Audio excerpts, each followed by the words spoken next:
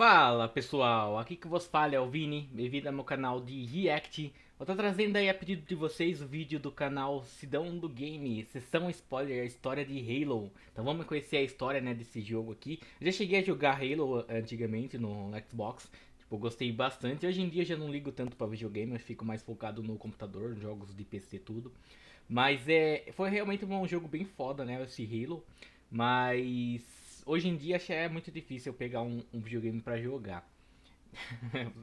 Você vê o quão viciado eu fiquei nos jogos do PC, cara, não tem como. Mas mesmo assim, vamos entender mais sobre a história de Halo. É um jogo incrível, então a gente tem que entender como que funciona a história de Halo. Porque eu já cheguei a assistir, vi algumas spoilers sobre Halo, e até o filme do Halo eu já cheguei a assistir. Eu não lembro como que era o nome, é Halo em Direção ao Amanhecer, eu acho que é o nome, se eu não me engano. Foi um filme bem legalzinho, pena que o Master Chief, acho que é esse o nome dele, não lembro, aparece só no final. É um personagem tão foda, fazer o que, né? Mas bora lá, vamos ver aí. Como o vídeo tem 1 hora e 10 minutos de coisa, eu vou começar a fazer esses vídeos que são muito compridos, assim, vou começar a fazer em partes, tá? Eu não sei se eu faço em 2 ou 3 partes, mas é porque se eu tentar gravar tudo isso aqui, cara, realmente vai demorar muito pra mim editar tudo. Então é complicado de trazer pra vocês quando o vídeo é muito grande assim. Então se eu dividir em partes fica até mais fácil de trazer. Então eu vou começar a dividir quando for vídeos muito grandes assim em partes, tá? Pra não prejudicar nem vocês nem eu. Vou tentar trazer o mais rápido possível pra vocês.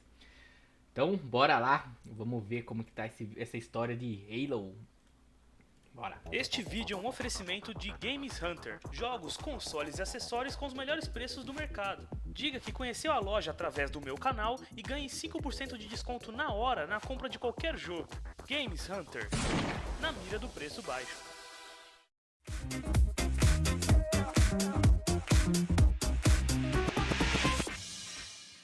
E aí, galera do canal do Cidadão do Game, sejam bem-vindos à sessão spoiler de Halo, a tão aguardada e demorada para sair sessão spoiler de Halo. E antes da gente continuar pro vídeo, eu tenho que explicar para vocês algumas coisas para você entender como vai funcionar esse vídeo aqui e também entender como vai funcionar a história da saga de Halo. Então, vamos lá.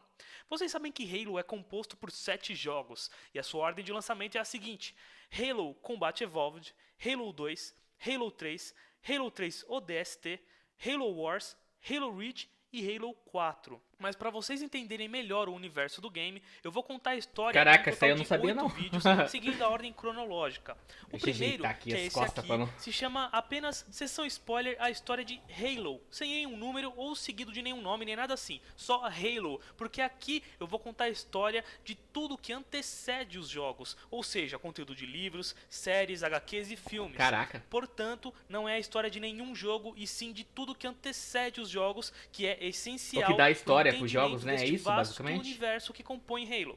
Já aviso vocês que sem assistir esse vídeo, seria muito difícil ou mesmo improvável que você entenda os próximos vídeos. Então, em seguida, acompanhando a ordem cronológica, nós temos Halo Wars, Halo Reach, Halo Combat Evolved, Halo 2, Halo 3 ODST, Halo 3 e Halo 4. Vocês perceberam que esse vídeo aqui tem um pouco mais de 1 hora, né?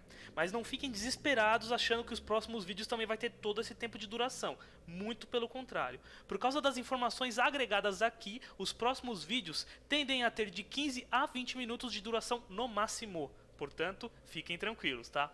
E antes de começarmos, eu tenho mais uma coisa para explicar. Algo que eu pensei para facilitar a minha vida e a de vocês principalmente.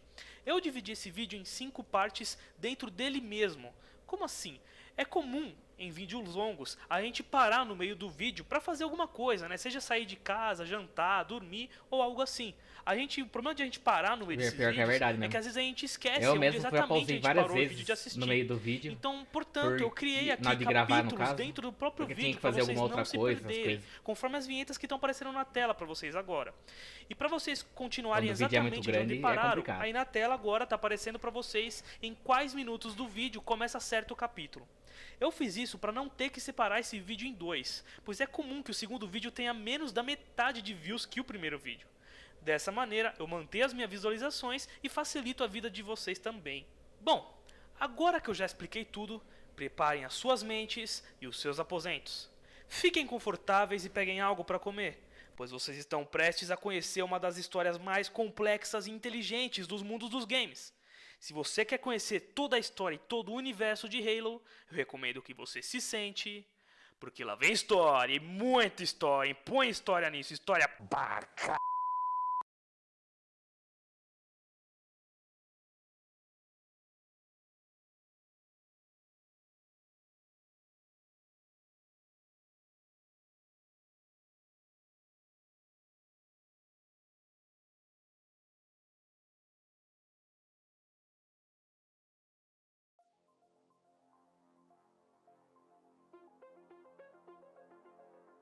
Acredita-se que há aproximadamente 1 bilhão de anos atrás, a galáxia era dominada por uma raça alienígena chamada de Os Precursores. Esses seres eram extremamente inteligentes e tinham uma tecnologia super avançada, capazes de viajar de um ponto a outro da galáxia em segundos e inclusive controlar e acelerar a evolução de vida inteligente.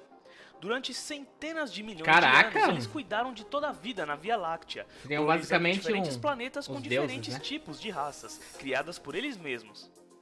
Mas com o tempo, eles começaram a se preocupar com a sua própria extinção e passaram a estudar suas próprias criações a fim de escolher uma única raça para carregar o manto da responsabilidade.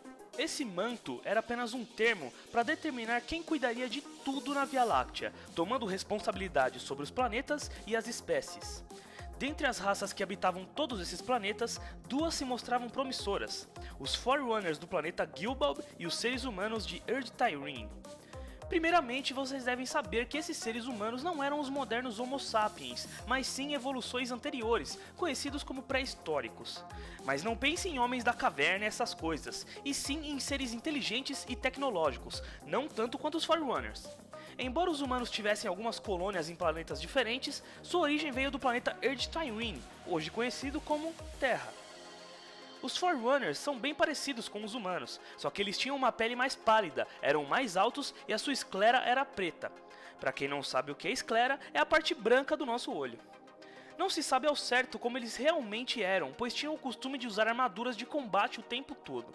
Elas eram indispensáveis, pois cada armadura tinha sua própria ancila, uma inteligência artificial muito avançada que armazenava todo tipo de dado e dava respostas e dicas ao usuário além de conversar com ele. Os Forerunners eram muito inteligentes e prestativos, e separavam sua população em diferentes graus, que eram atribuídos quando alcançavam a maturidade. Forerunners adolescentes eram chamados de Manipulars, e depois que já eram considerados adultos, recebiam um grau de acordo com o grau de seus pais. Haviam 5 tipos diferentes de grau, cada qual tendo sua importância para a sociedade Forerunner. Dentre eles, engenheiro, guerreiros servidores, trabalhadores de vida, mineradores e construtores. Em ordem crescente, o grau considerado mais baixo era o de engenheiro, sendo encarregado de construir e preservar estruturas e máquinas. Em seguida vem os guerreiros servidores, que eram militares de guerra e pilotos de naves espaciais. Em terceiro lugar ficavam os trabalhadores de vida, que estudavam toda a parte biológica do universo e faziam experimentos com diversas formas de vida. Tinham inclusive seus próprios planetas para pesquisa. Em segundo lugar temos os mineradores, que eram responsáveis por conseguir matérias-primas para os construtores. E falando em construtores, eles são considerados o mais alto grau dos Forerunners, responsável pela construção de toda a arquitetura da raça e a colonização de planetas. Após o Forerunner ter seu grau escolhido, ele sofreu uma mutação, mudando sua altura e adicionando um polegar extra em cada mão. A mudança de altura variava de grau para grau. Por exemplo, um experiente construtor poderia chegar aos 3 metros de altura. Nos Forerunners machos, a voz também sofria uma alteração, ficando mais grossa. Um único Forerunner poderia passar por mutações mais de uma vez em sua vida, transformando sua personalidade diversas vezes.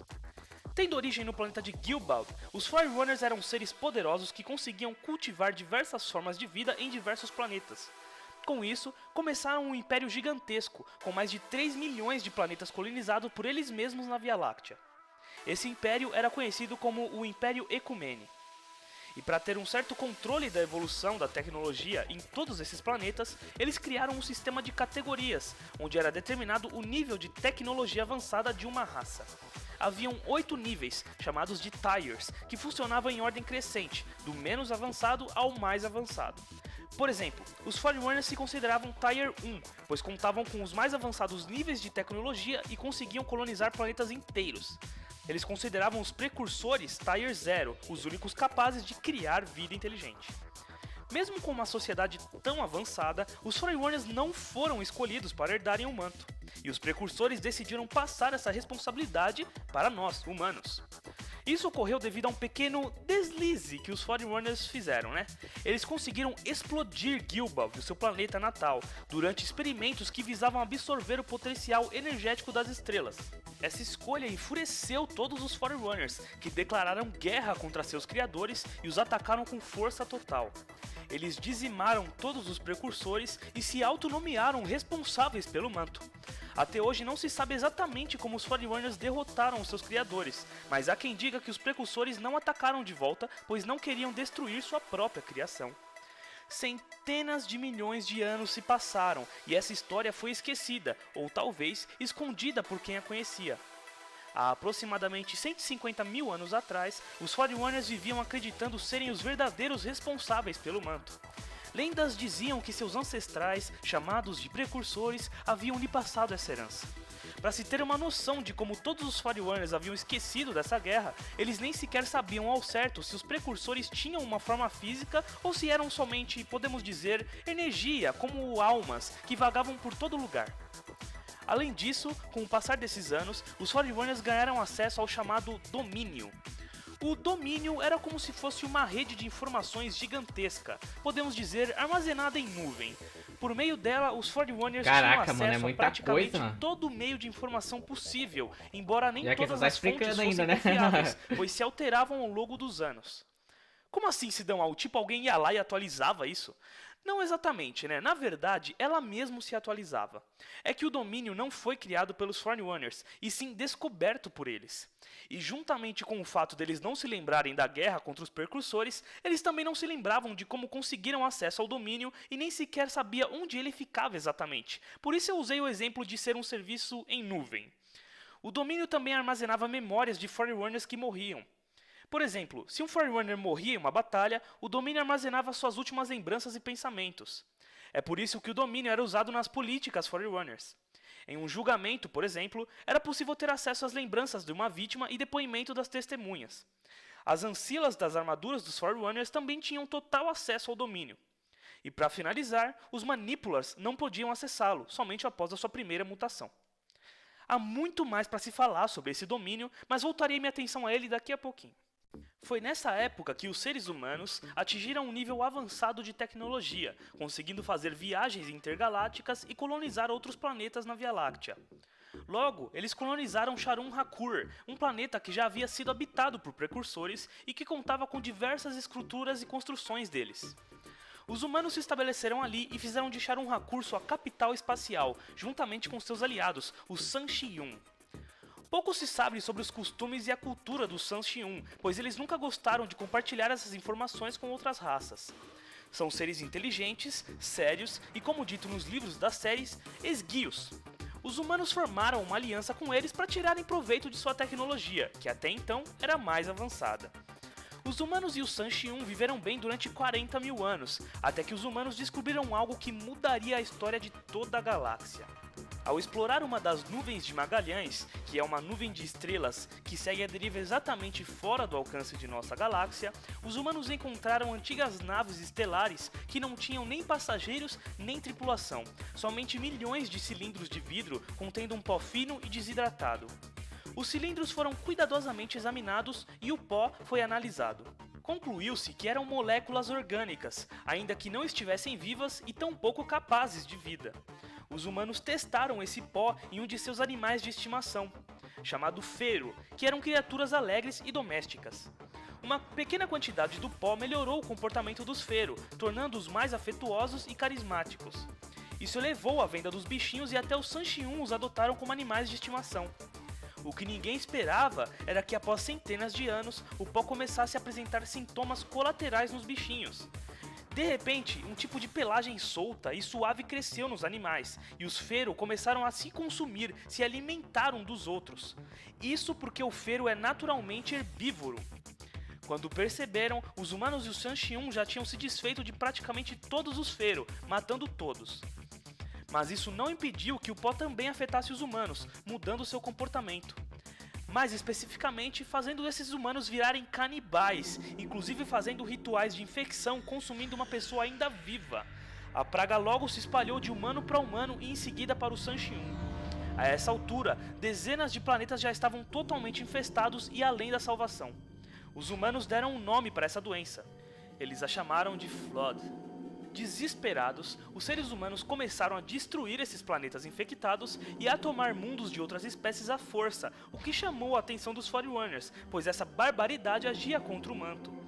Durante uma procura por novos mundos para habitar, alguns humanos acabaram entrando em território Forerunner e guerreando contra eles. Foi aí que iniciou-se uma tremenda guerra entre as duas raças. Em meio a uma guerra dupla, de um lado o Flood e do outro os Forerunners, os seres humanos ainda tiveram tempo para fazer mais uma descoberta, dessa vez ainda mais intrigante. Eles encontraram um ser vivo muito antigo preso em uma cápsula. Mal eles sabiam que esse ser, que chamaram de Primordial, era na verdade o último precursor vivo na galáxia. Os humanos tentaram se comunicar com o Primordial e, ao consegui-lo, perguntaram sobre o Flood. As respostas foram tão aterrorizantes que muitas pessoas chegaram a cometer suicídio após ouvir o que ele tinha dito. Depois disso, eles o trancaram novamente e cessaram comunicações por um bom tempo. Foi aí que, de repente, o Flood começou a desistir de atacar os humanos até que fugiram da galáxia rumo ao desconhecido. Mesmo com essa vitória heróica, os humanos caíram, pois ainda estavam enfrentando os Forerunners. Era muito para eles, ainda mais com um terço a menos da população devido à guerra contra o Flood. Foram derrotados, erradicados, humilhados, reduzidos um por um até que a batalha de Sharon Hapur destruiu a última resistência humana. A esse ponto, os Sanxiun já tinham se rendido. Liderados pelo comandante supremo de todas as forças armadas dos Forerunners, conhecido como Didata, os Forerunners julgaram os humanos e decidiram que, ao invés de matar a todos, eles diminuiriam a inteligência e capacidade dos humanos a Tier 7, que era o nível mais baixo de toda a tecnologia de uma raça, e os mandariam de volta a Erd Tyrene. E a esposa do Didata, conhecida como a bibliotecária, se ofereceu para cuidar dos humanos e ajudá-los a evoluir com o tempo. Antes de continuar, deixa eu falar para vocês quem é o Didata e a bibliotecária. O Didata era um Prometeu, ou seja, um membro da elite de guerreiros servidores. Passou por diversos treinamentos e mutações por toda a sua vida até se tornar o comandante supremo das Forças Armadas Forerunner. Seu nome verdadeiro era Sombra da Estrela Partida, mas ele recebeu o apelido de Didata pelos seus alunos do Colégio de Defesa Estratégica do Manto, que afirmava que ele era um professor rigoroso e exigente. Ele se casou com a bibliotecária, que era uma modeladora de vida e teve vários filhos, que também se tornaram guerreiros servidores. Infelizmente, todos os seus filhos morreram nas batalhas contra os humanos. Mesmo assim, após a guerra, o Didata optou pelo rebaixamento dos humanos ao invés da erradicação deles, acreditando que era mais justo. Caraca, Agora, mano. Mesmo a depois de tudo bibliotecária isso, era o uma cara ainda modeladora de vida, se manteve o mais ainda, alto hein? ranking dos trabalhadores de vida. Seu nome verdadeiro era Primeira Luz que tece uma viva canção, mas recebeu o apelido de bibliotecária pelos seus professores, pois ela adorava aprender e buscar conhecimento. Como eu já disse, ela é esposa do Didata, e o engraçado é que, a princípio, ela optou por erradicar todos os humanos. Mas ao perceber que as atitudes bárbaras dos humanos não eram por poder e sim por desespero, ela teve uma visão diferente deles e passou a acreditar que eles tinham potencial. E assim, passou a ser um tipo de protetora dos humanos. De volta à história. Como parte da punição, os humanos foram divididos em diferentes espécies, tais como os Ramanush, que seria o primeiro Homo sapiens e o mais parecido com a gente, e os Shamanush, que eram pequenos e viviam por centenas de anos. Um fato interessante para quem curte O Senhor dos Anéis é que esses Shamanush também eram chamados de Hobbits. Alguns Forerunners não levaram a sério essa história de infestação Flood, acreditando que era uma invenção dos humanos para serem absolvidos de culpa. Mas após alguns insurgentes envolvendo a praga e a possibilidade do Flood retornar com força total, preocupou os Forerunners e fez com que o conselho político deles se reunissem para debater uma prevenção contra tal ameaça. O que dificultou a vida deles foi o fato de que, pouco antes de serem abatidos em Sharon Hapur, os seres humanos destruíram todo tipo de informação que tinham sobre o Flood, como forma de vingança contra os Forerunners. Mas como os Forerunners não são bobos, eles fizeram o seguinte: Coletaram as memórias dos humanos mais inteligentes e influentes que foram mortos na guerra, dentre eles o grande lorde dos almirantes Fortensho e a comandante que descobriu o primordial, chamada Iprim. O Didata e os Prometeus proporam a criação de planetas escudo, mas os construtores tinham soluções mais ambiciosas. Queriam criar armas grandiosas para combater tal ameaça. E assim foram criados os Halos. Projetados pelo poderoso mestre construtor Faber e seus parceiros construtores, Aí que vem o nome os daí? Halos são mega estruturas circulares que emitem um pulso que destrói toda a vida orgânica em um raio de 25 mil anos-luz em todas as direções. Caraca! O objetivo da criação dessa arma não era matar o Flood, mas sim matar a sua comida, fazendo-os morrerem de fome. Mas a bibliotecária interviu com uma ideia que agradou tanto os Prometeus quanto os construtores. Interessante Ela isso. sugeriu que eles usassem os planetas escudos dos Prometeus para serem refúgios contra o disparo do Halo. Assim, muitos poderiam ser salvos caso um dia os Halos viessem a ser disparados. Ela também propôs que os Halos fossem estrutura que suportassem vida orgânica, onde outras espécies poderiam viver e serem estudadas. Suas propostas foram bem aceitas e os planetas escudos foram construídos ao mesmo tempo que os Halos. Para construir os Halos, foi construído um local chamado de Arca, uma mega estrutura gigantesca maior que os Halos, pois era o local de onde os Halos eram fabricados. Foram construídos 12 Halos, cada um com 30 mil quilômetros de extensão e em torno de 400 quilômetros de largura cada. Todos eles suportavam ambientes climáticos com ecossistemas. Por exemplo, a instalação 4 e 5 suportavam desde florestas quentes e pântanos até áreas cobertas com neve e inclusive praias, tudo criado artificialmente, mas que abrigava qualquer tipo de raça na galáxia, inclusive os humanos. As instalações também tinham sua própria gravidade, que puxavam todos os corpos do centro do anel para a planície de suas bordas. Cada instalação tem seu próprio monitor, que é uma inteligência artificial que cuida de tudo e garante que as sentinelas, que também são inteligências artificiais, porém menos avançadas, façam seu serviço adequadamente. As sentinelas serviam para reparar, preservar e defender o Halo. Além dos ambientes artificiais, cada Halo tinha diversas pequenas instalações no seu interior, desde centros de pesquisa até salas de concentração de Flood, onde eram feitas pesquisas com a praga. Haviam também bibliotecas, que armazenavam todo e qualquer tipo de informação que os trabalhadores de vida haviam colhido sobre as outras espécies. Lá também ficava a chave de ativação para o Halo, que só poderia ser coletada com a assistência do monitor. Por fim, há a sala onde ficam os computadores que dão acesso ao disparo do Halo, que só pode ser ativado quando a chave de ativação for manualmente inserida. Os Halos podem ser ativados todos de uma vez a partir da Arca. De resto, só podem ser ativados individualmente. Por exemplo, se eu ativar a instalação 04, somente ela irá disparar e os outros Halos ficarão em stand-by. E antes que me perguntem, não, quem aciona o Halo não morre, pois está protegido na sala de controle.